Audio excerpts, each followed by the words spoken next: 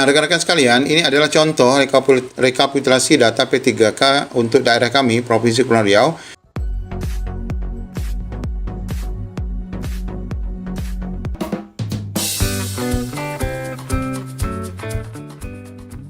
Assalamualaikum warahmatullahi wabarakatuh. Apa kabar rekan-rekan semuanya? Kita akan mengupdate informasi seleksi P3K tahap 2 yang ditunda BKN.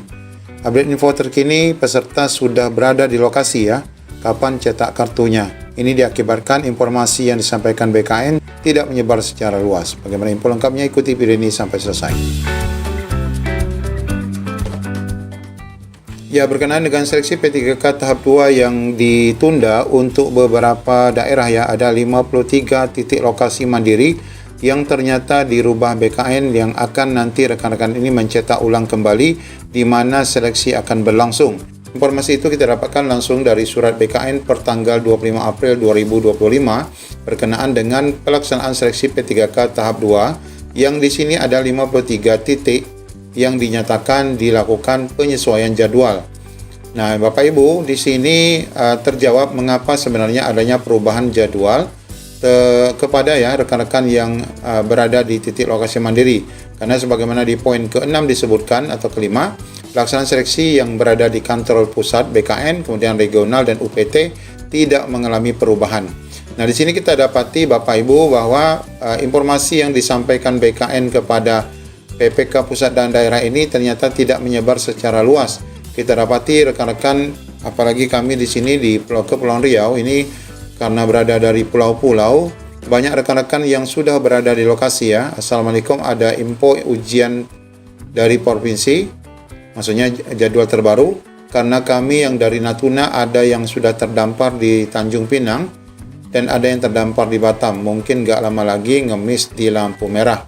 Belum tahulah bila keluar jadwalnya. Nah, ini berkaitan dengan karena rekan-rekan ini sudah berangkat dari daerah masing-masing menuju Pulau Batam, di mana lokasi untuk Batam itu adalah di Batam 1 ya.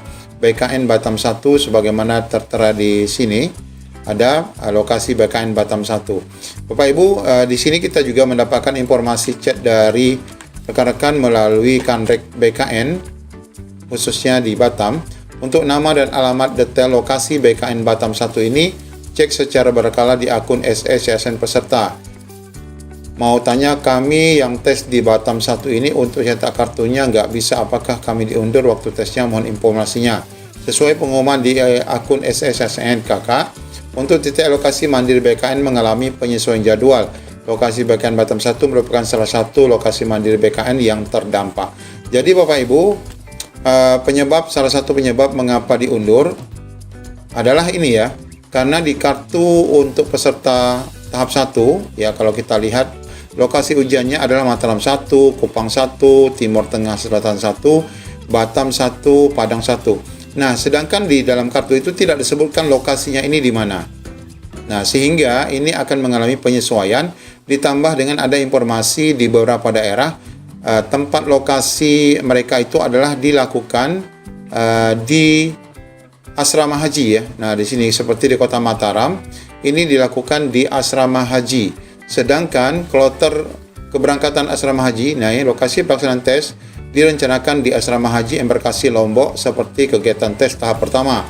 Namun karena berbenturan dengan pelaksanaan keberangkatan calon haji, maka panitia pun mencari lokasi pas untuk lokasi tesnya nanti. Karena itulah pilihan lokasi alternatif yang akan digunakan BKPSDM NTB nanti akan disesuaikan kembali. Nah, Bapak Ibu, nah ini adalah tampilan langsung ya di SSSN masih seperti ini untuk hari ini tanggal 1 Mei 2025 bagi rekan-rekan yang terdampak yang mana lokasi ujiannya seperti ini ya, 53 ini ya, yang ada BKN Batam 1, BKN Mataram 1, Denpasar 1 atau BKN Pekanbaru 2. Nah, ini terdampak dan di akunnya akan muncul ini.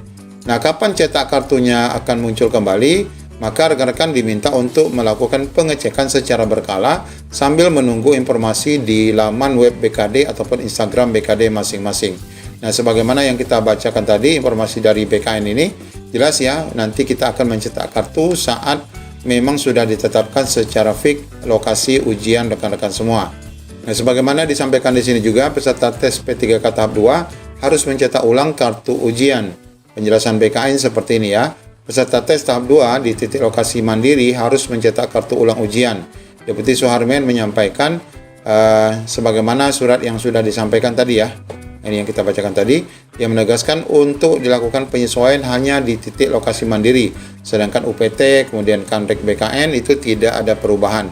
Deputi Suharmen pun meminta honorer yang akan mengikuti tahap 2 tidak usah bingung dengan adanya surat penyusulan jadwal tersebut. Tidak usah bingung, karena nanti akan ada lokasi ujian yang tertera dengan jelas. Karena tadi tulisan Batam 1, Pekanbaru 1, Pekanbaru 2 itu tidak ada alamatnya di mana. Namun itu tadi Bapak Ibu ya, sebagaimana kita sampaikan bahwa surat ini tidak menyebar secara merata, sosialisasi pun tidak intens, sehingga banyak rekan-rekan yang terutama berada di daerah yang jauh yang harus menyeberang, sudah berada di tempat ya, sebagaimana kita sampaikan tadi, mereka sudah terdampar di Tanjung Pinang. Ini pastinya nginap di rumah saudara-saudara ya, dan terdampar di Batam karena jadwal mereka belum ternyata berubah ya dari jadwal sebelumnya. Mereka sudah berangkat terlebih dahulu, namun sampai ke Batam baru mengetahui jadwal adanya perubahan. Jadi informasi yang disampaikan Pak Suharmen ini ya harusnya berpikir juga ya, informasi perubahan ini jangan mendadak seperti itu, karena informasi surat ini 25 April ini rekan-rekan sudah pada berangkat ya, karena ada jadwal yang memang sejak bulan Mei, awal Mei itu sudah ada jadwal yang mesti dilalui oleh rekan-rekan semua.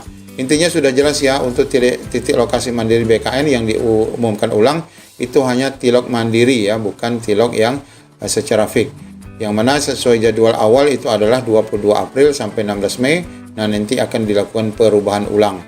Nah, sedangkan informasi yang lain Bapak Ibu, ini masih ada kaitannya dengan paruh waktu. Apakah honorer gagal seleksi P3K tahap 2 jadi paruh waktu?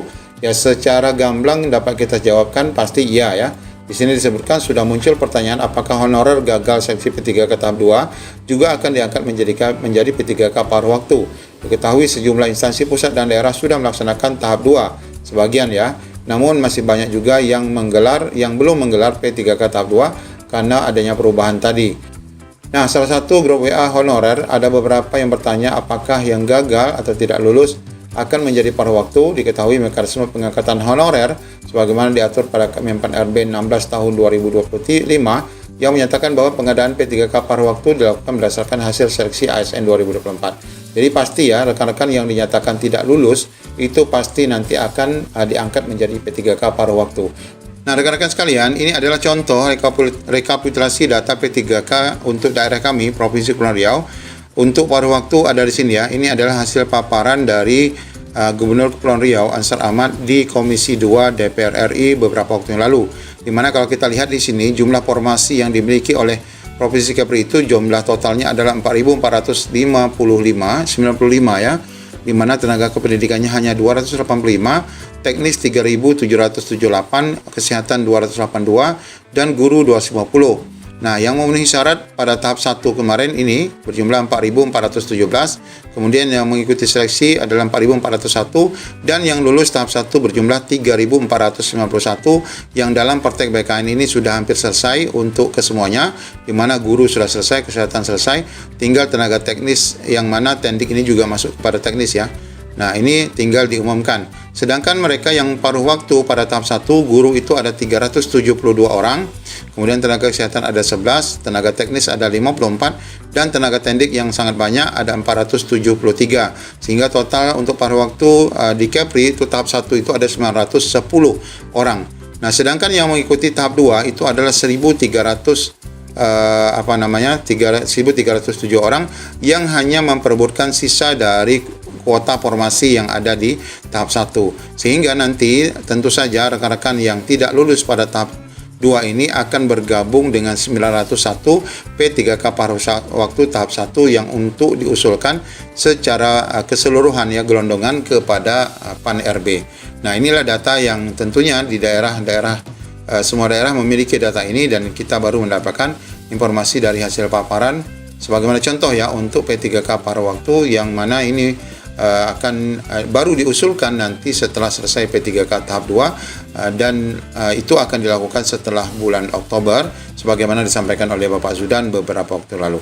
Ya, demikian rekan-rekan semua untuk update informasi berkaitan dengan seleksi P3K tahap 2 dan pengusulan P3K paruh waktu yang segera dilakukan setelah selesainya proses pendaftaran P3K tahap 2 dan seleksi P3K tahap 1 dari setiap daerah.